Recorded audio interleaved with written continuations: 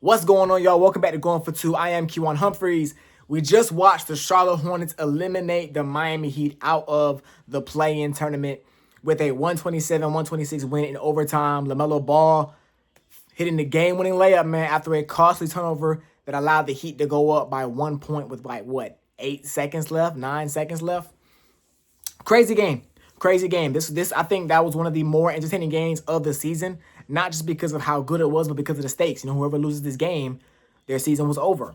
And unfortunately for the Miami Heat, their season's over, and it's a tough way to go out because you go to OT, you have a lead, you have a 4-point lead with 23 seconds left in the ball game, and you end up going to overtime and losing the game. And it sucks also because Bam Adebayo, your best player, only plays 11 minutes before he gets injured with a lower back injury. He got hurt, I want to say early second quarter, so missed the whole game basically.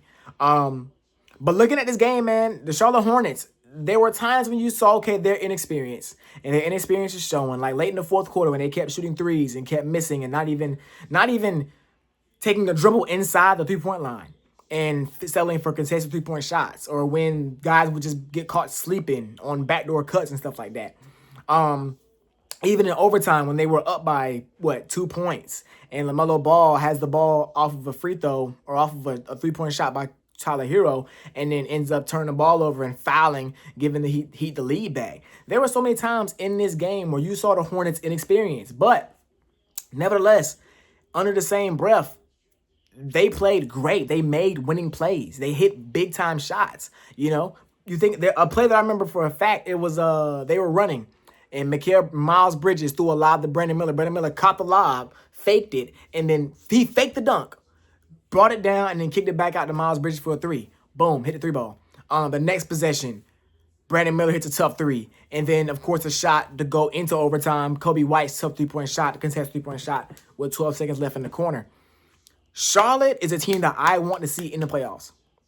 They're a team I want to see in the playoffs. I love the guys they got. I love watching Melo, Kobe White, Brandon Miller, the whole young core, Con Knipple, all those guys. This is a very fun team to watch, and tonight shows you why.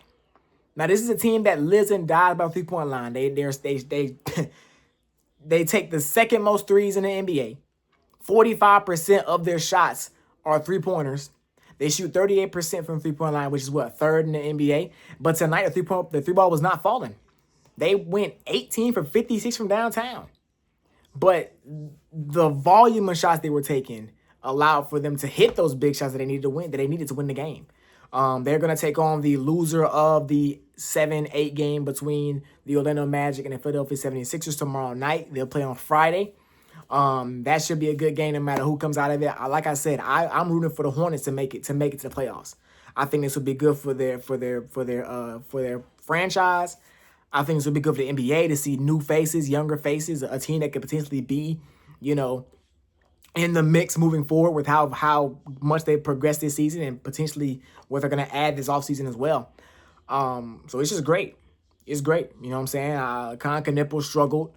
LaMelo Ball struggled from 3-point range. He took 31 shots tonight, but he struggled from 3-point range, but they were able to pull out and get a win. You look at the game of Kobe White. You look at his impact in that late third quarter and even the big shot in the fourth quarter. That's why they made the trade, because you add another guy that's a big shot maker. And I know they had Colin Sexton, but Kobe White is better than Colin Sexton. He's a better shot maker, and we saw that tonight. He went on an 8-0 run in the end of the third quarter, or 9-0 run at the end of the third quarter.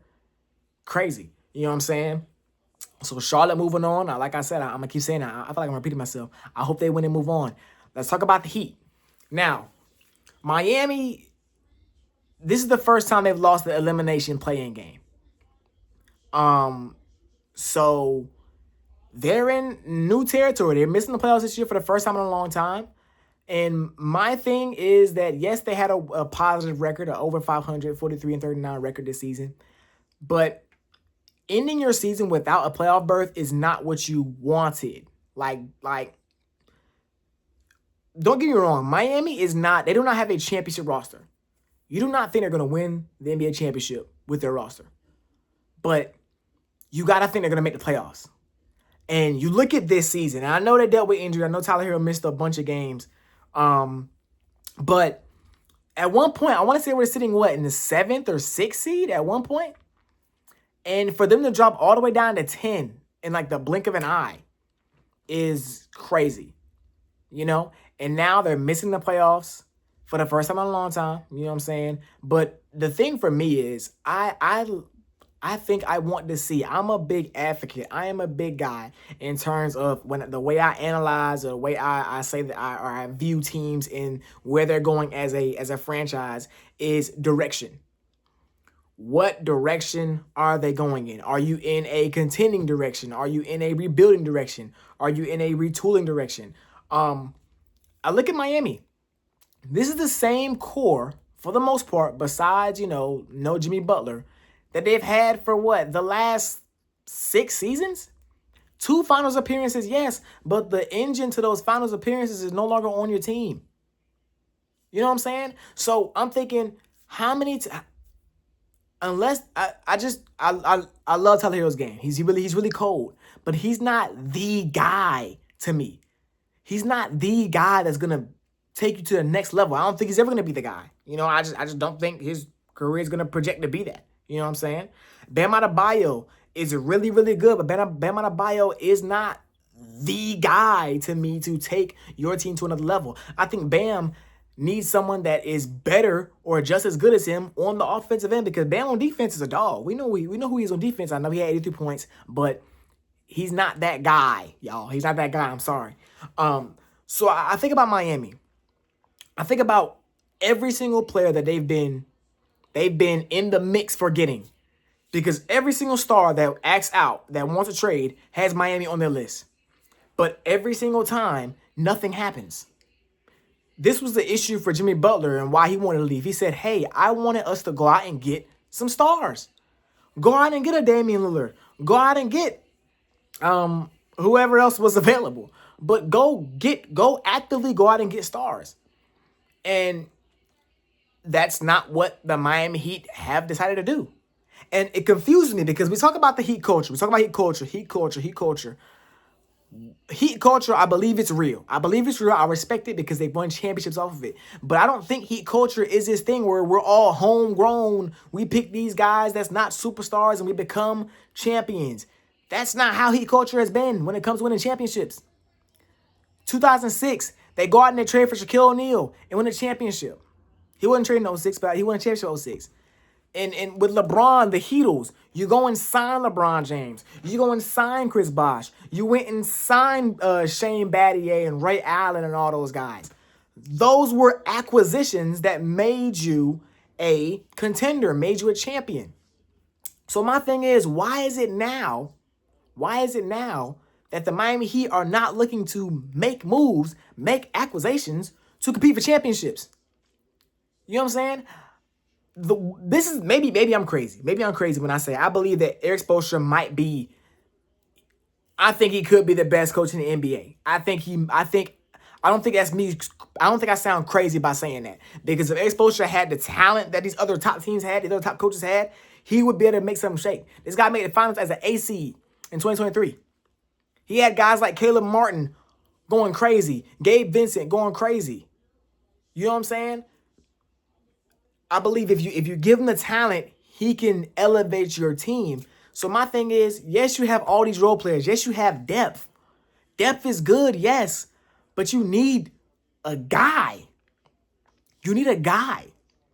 And I don't know the Miami Heat draft situation. That is a video for another day when I start talking about drafts, draft capital and all that stuff, and the lottery and all that. We've got those stuff coming. But I'm just thinking about it as terms of like going out and getting players that are solidified stars. You have all these assets.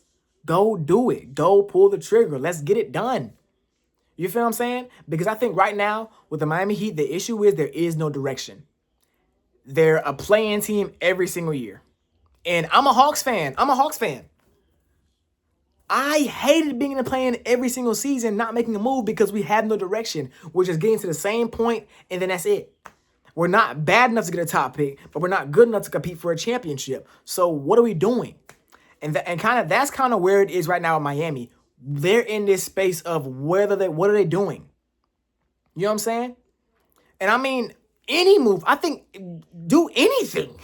Do anything. You feel what I'm saying?